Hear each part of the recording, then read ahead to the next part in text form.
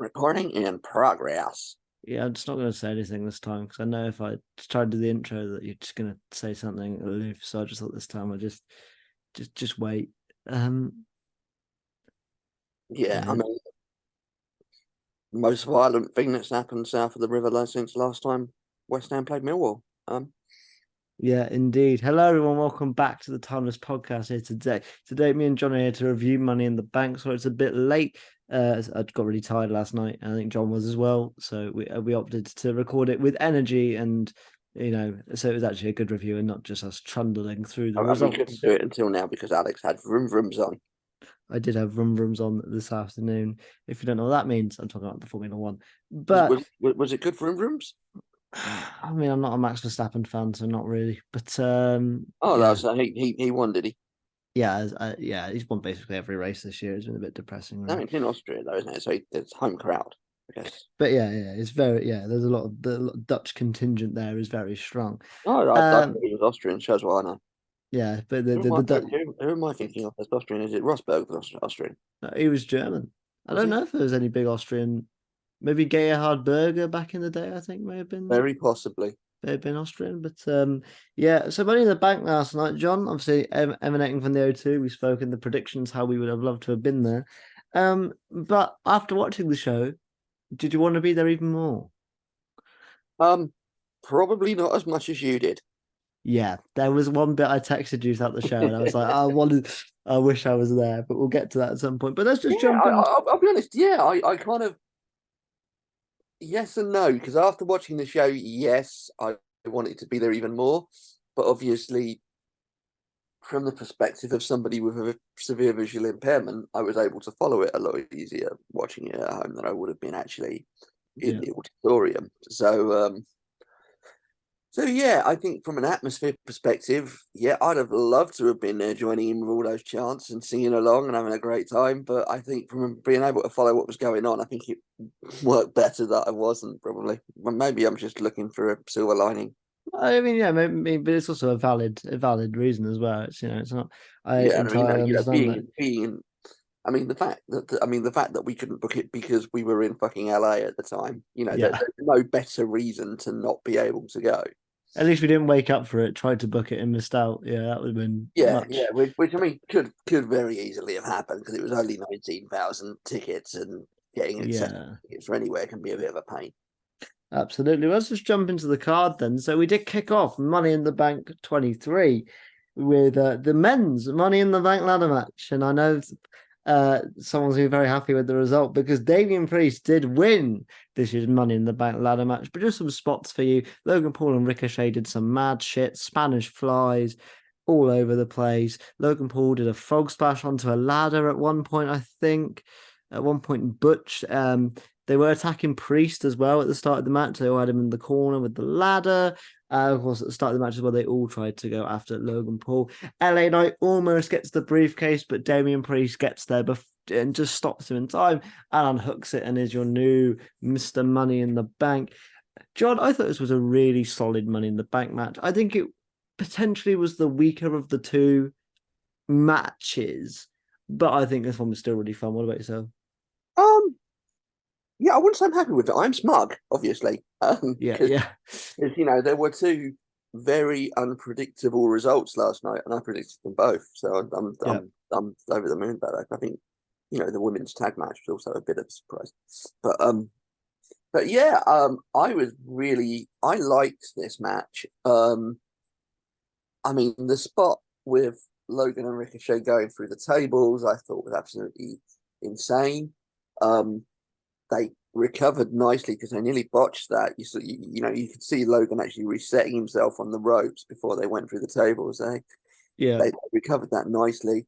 I think it was an innovative finish. I liked the kind of I like the thing I like the thing with LA Knight nearly kind of getting it and then the broken arrow off the top of the ladder. I think that was a fitting way to end it. And yeah, I like the result. I think Priest will be an interesting holder of the contract. I think unlike sort of unlike maybe one or two winners in the past, where it's been kind of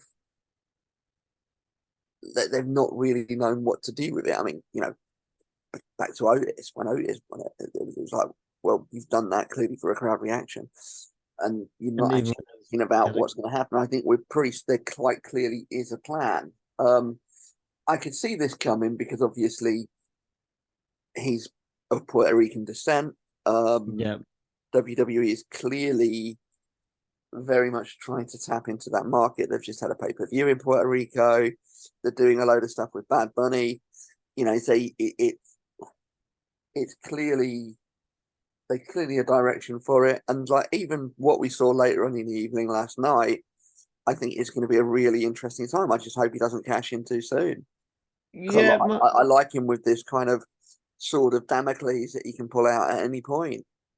He needs to hold that briefcase for a while because I know that you said that you can believe him as a champion. I don't think he's world championship material yet. I think he can go on a run with the I, briefcase and get there. But I just certainly don't view him as a world champion material I just think yet. he's got the physical capability to do it. He's got he's got the build for it. I think what we will see now that he's got the case is we'll see his mic skills. I mean, mic skills. The guy is a talker. He can do promos. In the press conference with the Q&A after the event last night, he was very good in terms of he was very good in terms of like the answer to you. I think one of the journalists kind of said it was a ridiculous question, but one of the journalists turned around and said, like, do you think that Bad Bunny's going to come back again? And if he does, will he join Judgment Day? And Priest turned around and went, I think you've got as much chance of joining Judgment Day as he has. which is, Yeah, which is a great answer. I think good shout. I But did see that so yeah, actually. I think I think they'll keep him on it for. I think they'll keep it on him for a while. But I think we'll see how things play out between him and Finn Yeah, now. smart. Yeah, like I said, let's move on though to Liv Morgan and Raquel Rodriguez, who beat Ronda Rousey and Shayna Baszler in my least favorite match of the night. This match just did nothing interesting until the big twist. Like it was fine, but I think the issue with this match is that it kind of had zero build.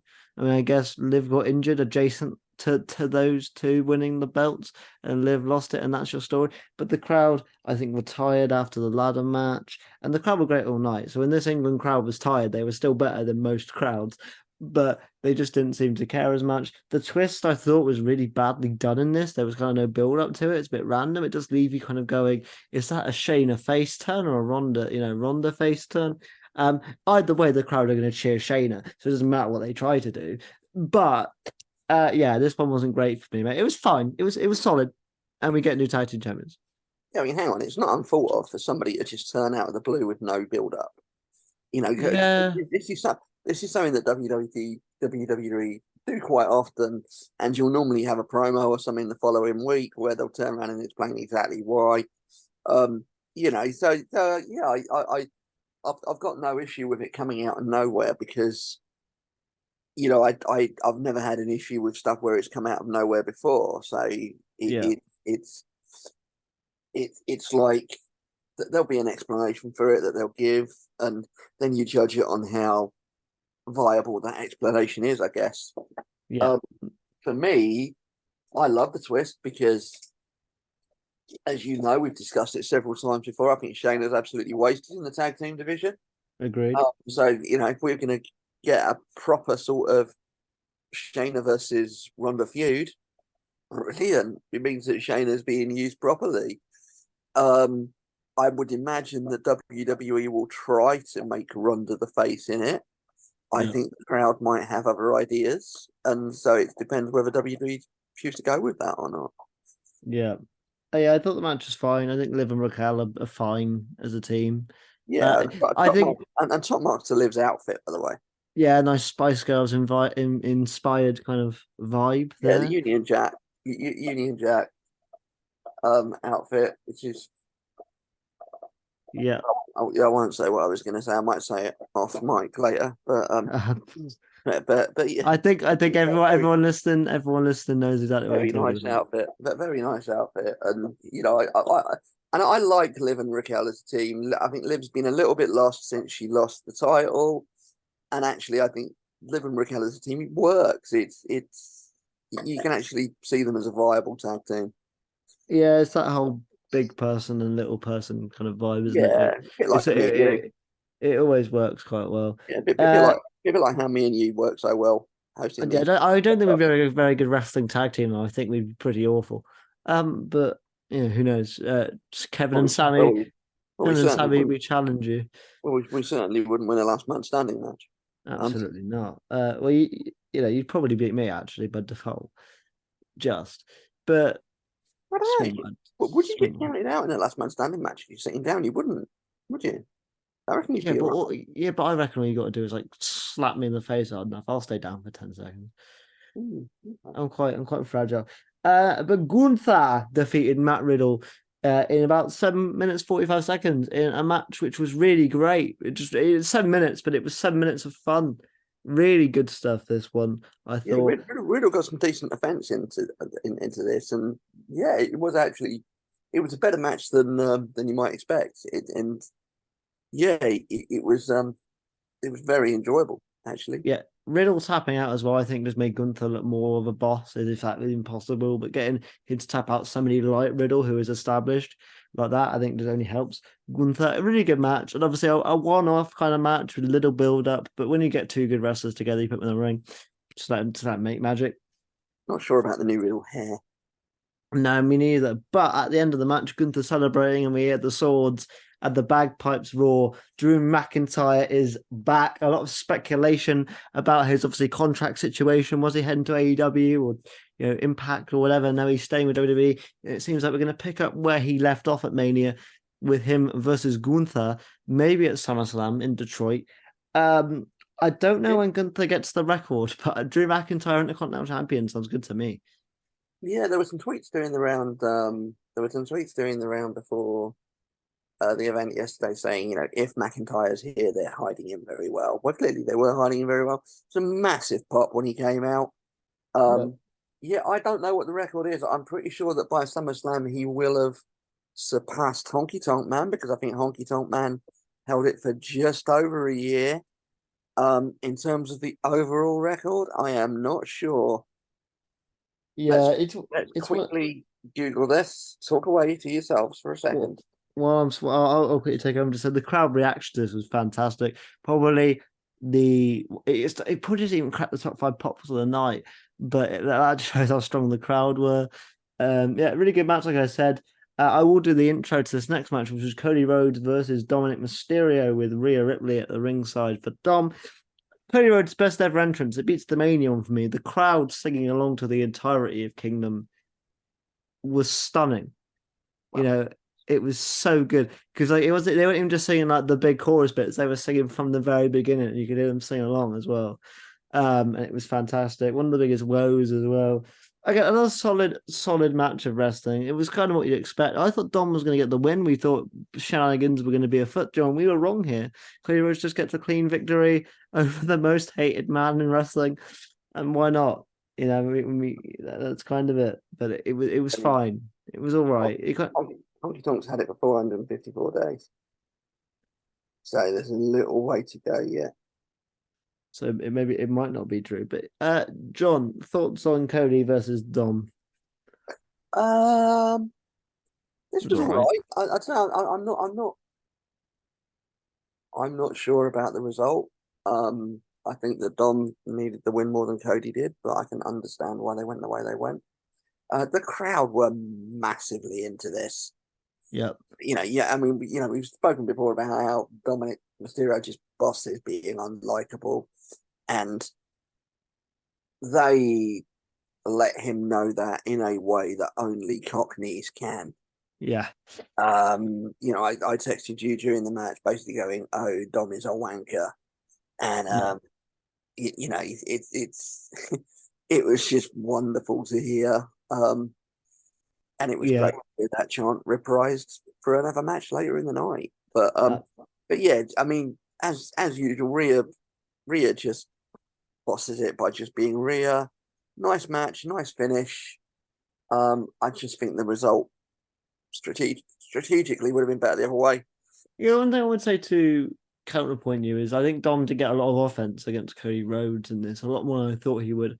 Obviously we said it was gonna be like a cat and mouse kind of match with Cody being the dominant guy, but Dom did get quite a bit of offense on Cody. I don't think this match did too much of a disservice to Dom. Yes, the win for him was probably more important, but they certainly made Dom look more of a threat than he potentially would have been. Because obviously going into this match, it was going to be, oh, this is super easy for Cody. Dom's not even much of a challenge, and actually Dom did get a few good licks in and did hold his own with Cody.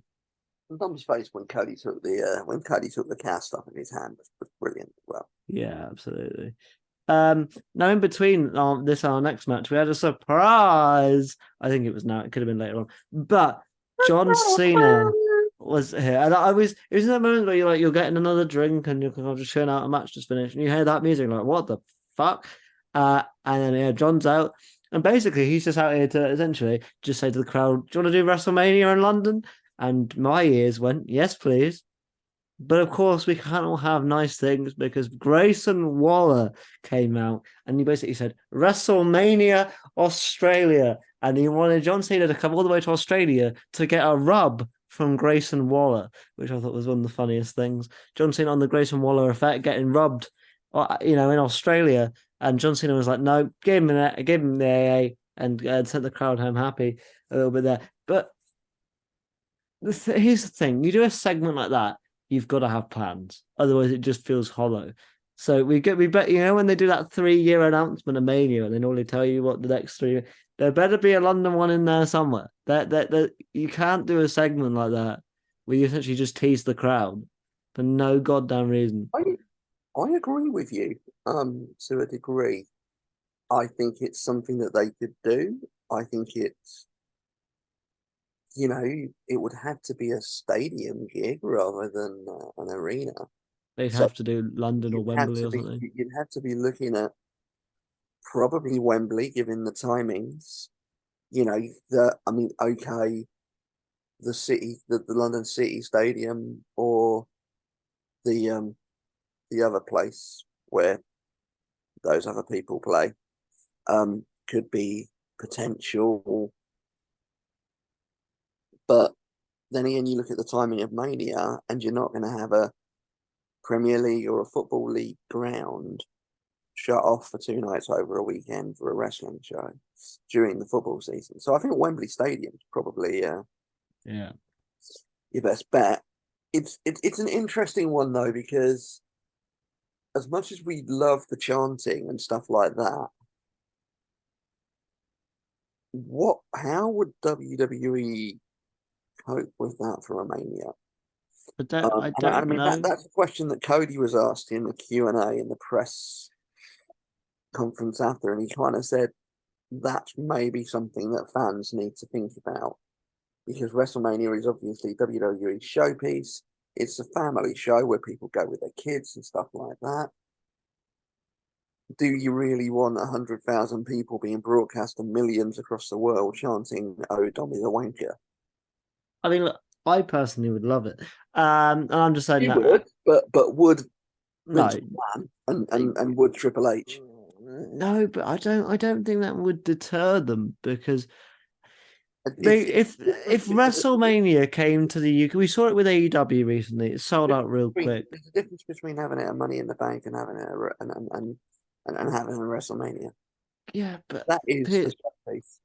of course it is. And here's the thing, though: I don't think a lot of sponsors and sponsorships would hold too much to it, only because you look at football, that has a lot of chants that you can hear, and you can hear them loud.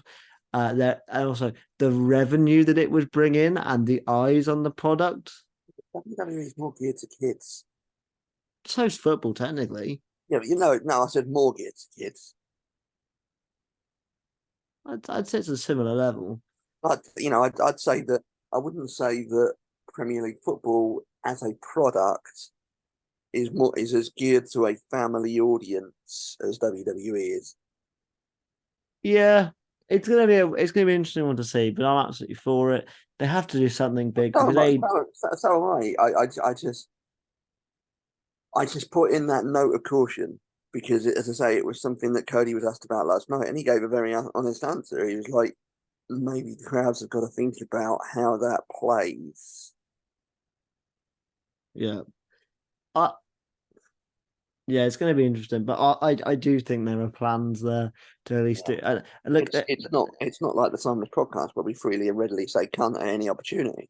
yeah, it's Vince won't like the fact that AEW did Wembley before Vince. He won't like that at all. I mean, Um, yeah, but okay, in the modern era, okay, in the modern, Vince did it 30 years ago. yeah, but in the modern era, if you like, in recent time, in this generation, you know, he won't like that. You know how Vince works. Vince always likes to be the top guy. So for me, It Clash at the Castle first, didn't it? So it's yeah, like but it's not the same though. Principality is not the same as Wembley. you try saying that to a Welshman. I've lived in Wales for 3 years, but it's a scary prospect. But yeah, let's both get back to the wrestling on our next Money in the Bank, our women's Money in the Bank match, where Io Sky became Miss Money in the Bank. And to be fair, one of the best Money in the Banks matches of the previous years. I thought this match was incredible. So many great spots, so many brilliant storytelling bits. Zoe Stark going after Becky before the match had even really begun. You have Selena Vega doing some absolutely crazy shit throughout the match. You have the handcuffs getting involved, which come back later. You have Bailey and Becky going at it for a bit, rekindling that old horsewoman stuff. You have Trish Stratus doing a Stratus faction on ladders and shit like that. The bumps that she took as well. Fair play to Trish, because obviously she is a Hall of Famer. And Trish and Becky teaming up for about 30 seconds as well. Yeah, exactly. Really strong match. This was superb. Yeah, really strong match. This was the match of the night. This was absolutely No, it wasn't the top match of the night, in my opinion. it was for me. But Main event night. Absolutely superb. Yeah, this was really good. The crowd were really into Io and Bailey. The best bit about it was at the start of the match when the ring out said, representing the Judgment Day, Bailey. It just makes you laugh whenever a announcer gets a announcement wrong. Just makes me laugh. Hey, Bailey. Ooh. I want to know. So my question to you, John, is how long is it until Bailey gets so jealous that she turns on Io Sky? It's very interesting. I'll mention it again. Even during the press conference, they were kind of playing it up, and they had the briefcase between them. And Bailey tried to walk out with the briefcase at the end, and Io sort of snatched it back off of her. So Yeah. it's like it's almost like they're going to play it as this is Damage Control's briefcase. Yeah. It's very that'll be fun. That'll be fun to watch. That'll be fun to watch. Super I fun. love the minute. I love the ending to this match. I've got to say, we've seen so many Money in the Bank matches and ladder matches in the past that sometimes it's like, how do you do something new? How do you do something innovative? The whole thing of handcuffing Becky and Bailey together through the ladder so neither of them could climb up it, I thought was genius. I was very clever. And, the only other thing I'll say on this one is I still don't know how Zoe Stark is not dead. Yes. I That mean, move off. however, off of the top of a ladder, through another ladder, and you see her head snap back, and it's like, fucking hell. Yeah, that's a no from me. Yeah, really good match. But we'll move on to Seth freaking Rollins taking on Finn Balor for the World Championship in an okay match. I think they tried to stack the end of this show, which I think did no favors to this world title match, because it's stacked between the two of the biggest matches. This match is fine. It was Seth Rollins and Finn Balor doing a good 12-minute. The finish came when Damian Priest is at ringside and he stands up just as Finn Balor is about to hit the coup de grace, the third coup de grace, and Finn gets distracted, allowing Seth to take advantage. Curb stomp 1, 2, 3, showing a bit of a rift in the Judgment Day, but no cash in tonight, John. No cash in yet. Interesting. I yeah. Yeah, I mean, I think it's I don't mind that. I as I said earlier, I don't mind if Priest holds onto the case for a bit and just fucks with people's heads. No Yeah. problem with that at all. I mean, he People say that he went out there to distract Rollins and try and put Rollins under a bit of pressure to help Finn win. Let's not forget that Finn cost him a title match a couple of weeks ago, so they're Yeah. pretty much evens now. But yeah, it'll be interesting to see how that plays out. This was a decent enough match. The thing with Finn continually working on the ribs, I thought was cleverly done. Some very good sort of heel strategy there. And yeah, I enjoyed this one. Yeah, I thought it was all right. But let's get on to the main event of the evening, the Bloodline Civil War. My match of the year so far that I've seen. And just to clarify, I'm only a WWE fan. Don't really watch AEW too much. But the Usos taking on Roman Reigns and Solo Sikoa. And this was great. Really slow start, but like in a good way, where the crowd are so behind the Usos, chanting to "Down Sids, do what," and hearing them like just the thing about the UK crowd, they were singing the songs and everything. It was like a football shot. It was great. Oh, Roman's a wanker, and also tribal wanker. Tribal wanker.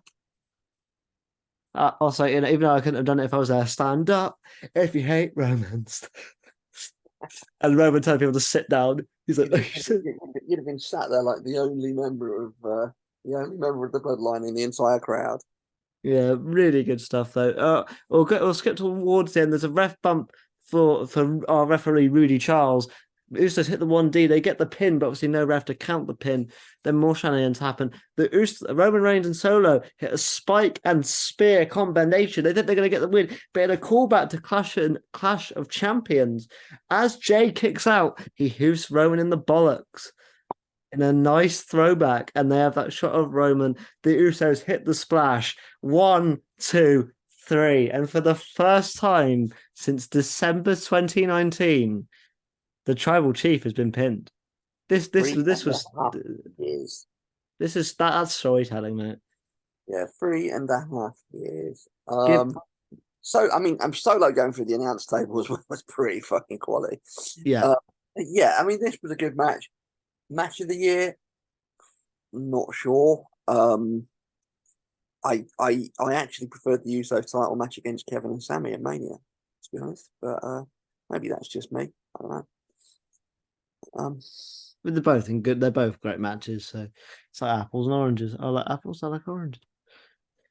Just which one do you prefer?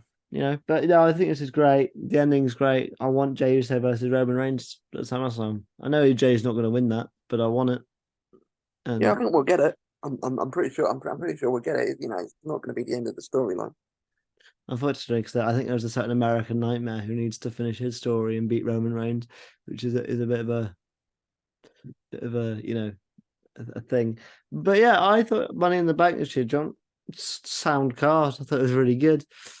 I think it's up there again. Obviously, we had Backlash before this, which was really good. I think this is slightly better than Backlash, might be a bit biased, but I just think that the mid card of this show was better than Backlash. Even though Backlash's big matches hit well, I think the middle point of this show was much stronger.